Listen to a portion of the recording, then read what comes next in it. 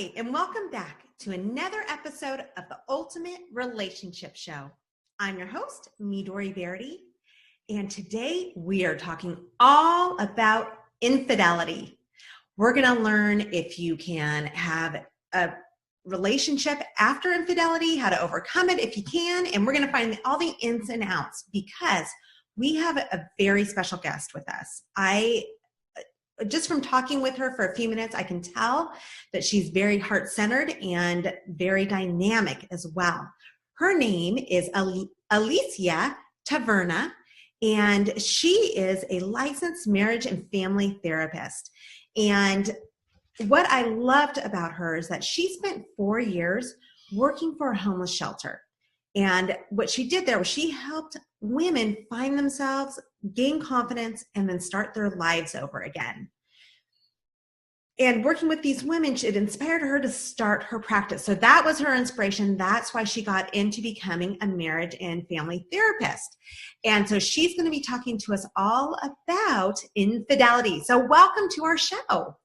Hi, thanks for having me. I'm so excited to be here and talk to you about this topic that I talk about all day, every day. And you know a lot about it, which is perfect because all of us know someone who's experienced infidelity. Mm-hmm. So it's a hot button because it causes a lot of problems. It does. Yeah. So tell us. Somebody who's experienced it, it's just because they haven't told you. So I think that's really important. And a lot of people, couples come to my practice and they're like, I can't believe this has happened. I can't believe you actually have a practice where you focus on this, but it's true. I forget the exact statistics, so don't quote me on this, but I think about 40% of people who experience infidelity actually stay together. They're just not talking about it.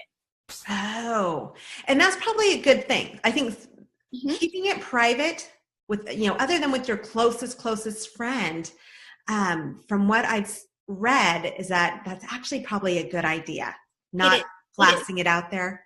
Yeah, because what happens is you tell maybe your mom, and so they start to hate your husband, and then you guys make up and you moved on, but she hasn't moved on. She hasn't had the time to process or the therapy or whatever steps you've taken in order to, create a better relationship. So that lingers on for a long time. Good point. Very good point. We all, when it comes to loved ones, we all want to protect them, right? But we don't always know all the details. So, okay. So tell us some of the reasons why people cheat. Why does infidelity happen? Well, okay, I'll start with the caveat that I'm not a researcher. So, I don't sit in a lab and test people, but I do have the observations that I make in my practice with the couples and the individuals that I see. And of course, I read the research, but if I have to break it down to kind of the lowest common denominator, I would say that people cheat because it's exciting. It makes them feel alive in some way. And so we can take, for example, a man who's cheating on his wife with a younger woman. That's all that you see on the outside, but what you don't see on the inside, and kind of what I get to see on my couch and in my practice is, maybe this man has been with his wife for a really long time. They've been married, but there's certain parts of him that have become inauthentic. He might see her as like a nag, and so he's doing things to appease her. And so that inauthenticity creates kind of like this slow, I don't want to say death. I think that's a little bit too extreme, but there's these parts of himself that have died. And so, this other woman brings those parts of him and makes them come alive. And so, that's the exciting part. And that's what keeps people, in these tangled webs of these, extramarital relationships. But also, I see women too, and it's not, and so I don't want to generalize just men and women. It happens across, all demographics, all ages.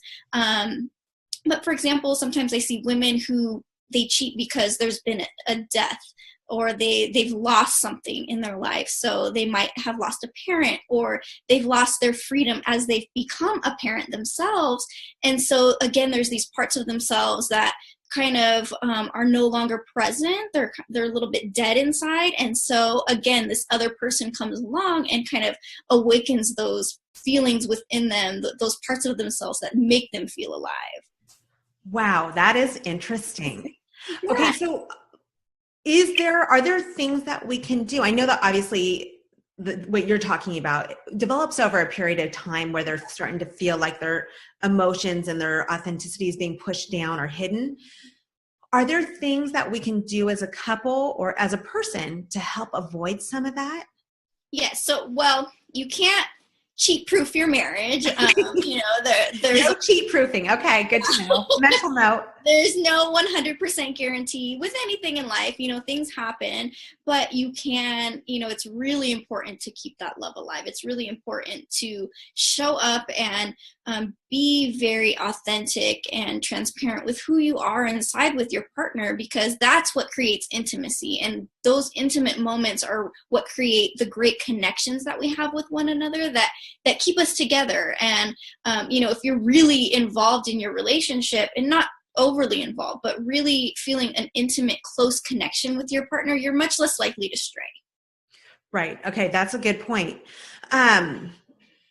So I know that you work with a lot of couples who've been through infidelity. What are some of the things that you do with them to to help them deal with the situation? And then also to decide, is this worth saving? Mm-hmm. Yeah. So I work with, so there's kind of like three camps of people that I work with. So, one is the couple where they come to me and they say, one partner has been unfaithful, but they've decided that they want to stay together. And so in that case, what I work towards is helping them find their contribution to what led up to the affair. And so a lot of people will say, well, she's the one who cheated, so it's all her fault, but that's not true. The other partner has played a huge role in what's happened leading up to that. And so my work with the couples is to really help them uncover what it is that caused that to happen, help them to take responsibility for their actions that led to the infidelity, and then uncover things that might be hidden that they might not have thought about, that have caused them to engage in kind of those behaviors, but then change that behavior, change that pattern. And so a lot of it is developing more intimacy through better communication, more intimacy through play. But so the initial phase is really, going through a lot of the anger and allowing each partner to kind of discuss what it is that they're unsatisfied with in the relationship. Okay, great. Those were good tips. So, obviously when someone cheats, the trust level is nil. Mm-hmm. How do you help people rebuild that? How do other than just kind of putting blind faith into it? How long does it take? Does it happen overnight? What can people do to build that part back up? So these are the questions that I do get all of the time from couples. How long is this going to take? Don't have a magic number.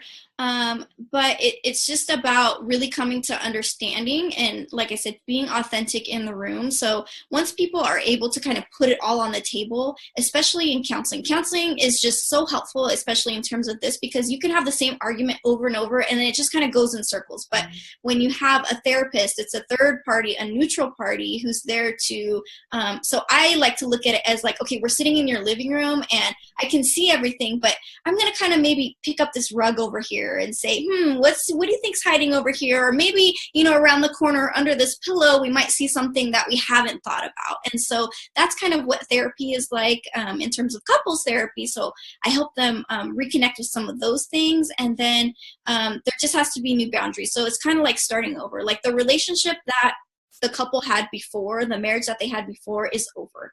And I let them know it's ended. And so do you want to start another relationship with the same person and move on in a different way? And so once they can kind of get to that point, there's a lot of questions that are asked to understand, what, people want to ask a little bit too many questions sometimes about the infidelity, about, the details, which isn't healthy, but I help them ask the right questions so that they can come to an agreement about how they want to move forward. And so that looks like making new boundaries. So it might start small, like maybe they're not in the same house. Maybe, they're going to agree to see each other 3 times a week and move towards moving back in, or whatever the case may be. So it's baby steps and rebuilding that trust and rebuilding that relationship kind of all over again. Right. I call it pressing the reset button. Yes. Sometimes we just have to press the reset button and start with a clear slate. Easier said than done. I know you've seen that. It's so much easier said than done. Mm-hmm. Okay, so let's say you have a couple and it just doesn't work out for whatever reason. People aren't accepting responsibility or whatever may be the issue, it doesn't work out. Mm-hmm. I've seen this, and this again is just an observation. This is a personal observation, but I have seen it with women where they're kind of devastated, especially if they have been in charge of raising the kids and they haven't been working, they haven't been in the workforce, or they don't have a solid career to carry them. How do you help them rebuild? Yeah, so I do see couples where, they kind of decide to divorce on my couch. And so they go their separate ways. And a lot of times one of them stays, because and so maybe they're not the person who strayed. Maybe they're the injured partner.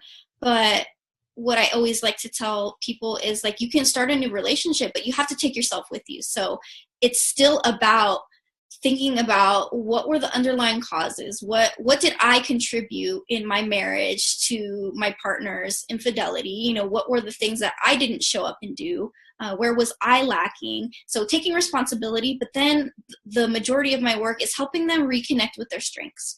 A lot of times I see so many women who they get into this relationship and, we know those girls in college, they get a boyfriend and poof, they're gone.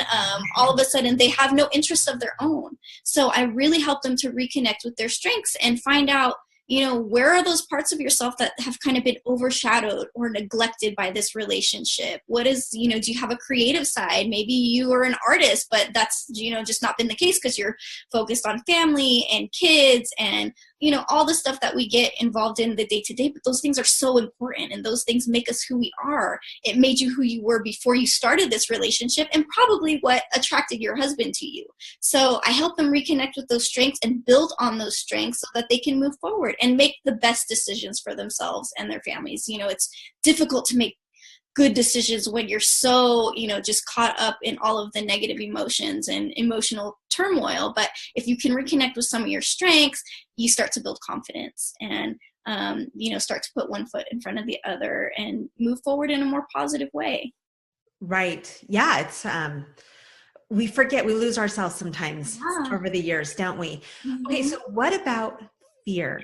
Because that is just such a huge, huge mountain for so many of us. If we've been doing the same thing for so many years, we're set in our ways, we are used to getting up at a certain time and doing this, that, and the other. Mm-hmm. What about the fear? You were talking about rediscovering your passions that you love. So maybe it's going back into a different career, but you haven't done it in 20 years. Mm-hmm. How do you help your clients get over that?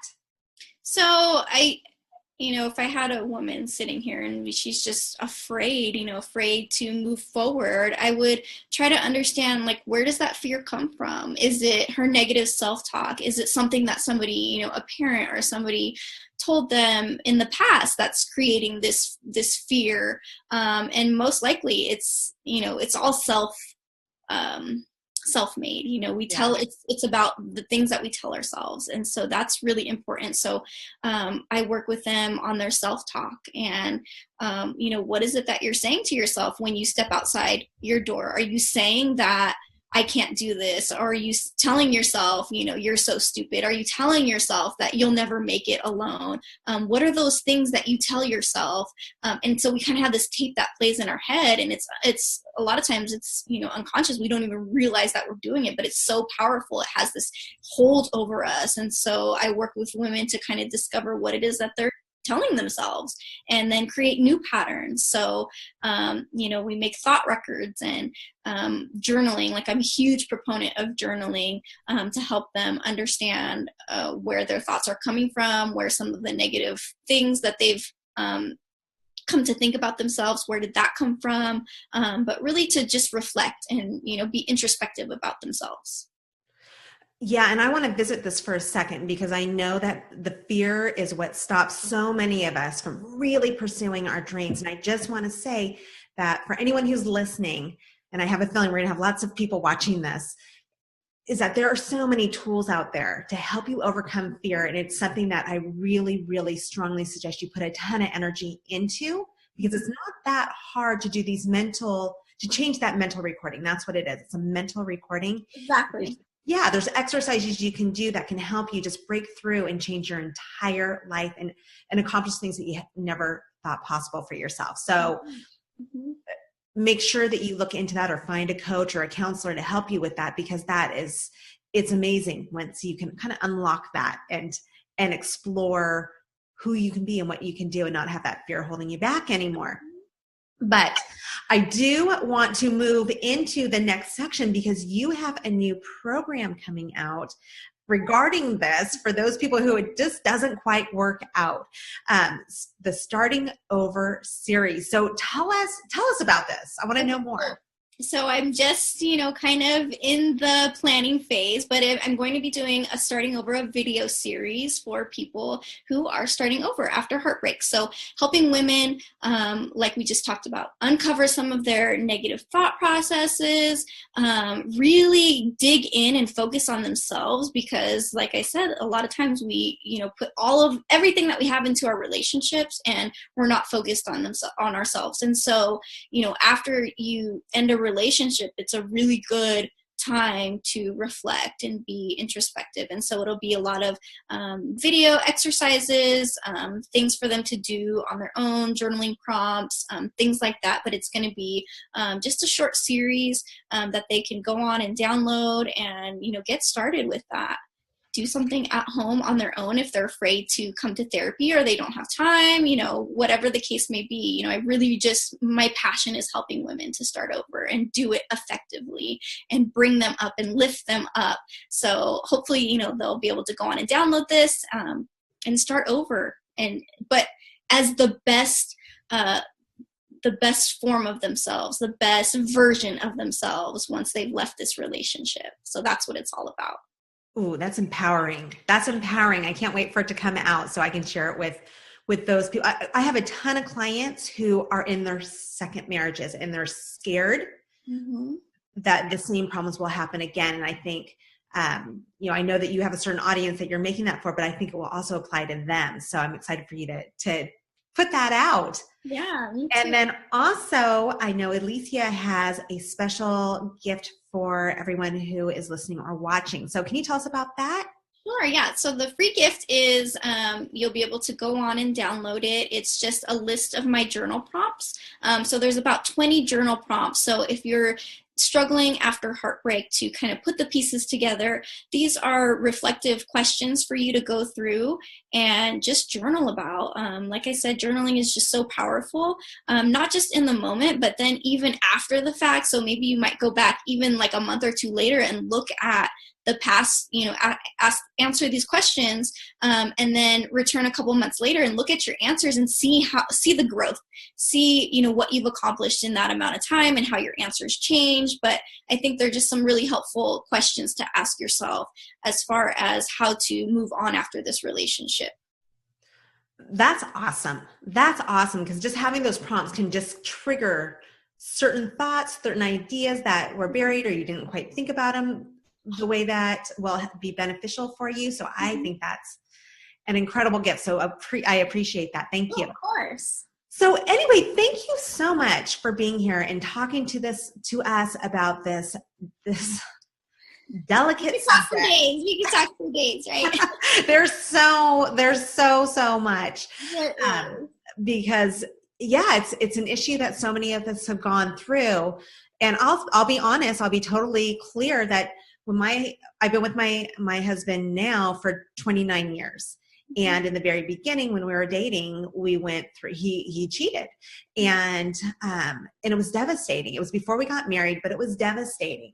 Yeah. And it took a long time to repair it and then to build up that trust. So having someone that can help guide you and help you make everything just kind of clear and being able to see under the rug, like you said earlier, to see what's hidden under there, to help you uncover those issues and see that probably both of you have some responsibility for it and just taking ownership of that. That makes a ginormous difference in helping you progress to healing and developing a much, much stronger, amazing relationship. So with that said, I'm very, very happy to say that we did overcome it. The only reason why I went into this business is because it can happen, and it can be amazing, and your relationship can be your back, and not just your backbone, but it can just be such a beautiful, magical thing in your life. But it just takes working through all those things, whether it's infidelity, whether it's finances, whether it's any kind of arguments, finding the way. It's really finding the way and understanding it and being clear on it. So again, thank you so much. So how can we find out more information about you? Sure. So you can go onto my website. It's ranchocounseling.com. There's some videos there about talking to your partner about cheating. You can sign up to get my blog, which every week I have a different topic, all geared towards women who are going through some sort of relationship struggle. So I give free advice. And so there's a lot of great stuff on the website, ranchocounseling.com, or on Facebook at facebook.com/Rancho Counseling. Okay, perfect. And then if you didn't have a chance to write that down, if you were driving, I hope you were not writing, but you can find all of her information on our website at midoriverity.com, where we have her podcast, we have her video, we have all these notes and how to get a hold of her. So I encourage you to go check it out there. And once again, thank you for being here with us. Thank you for having me.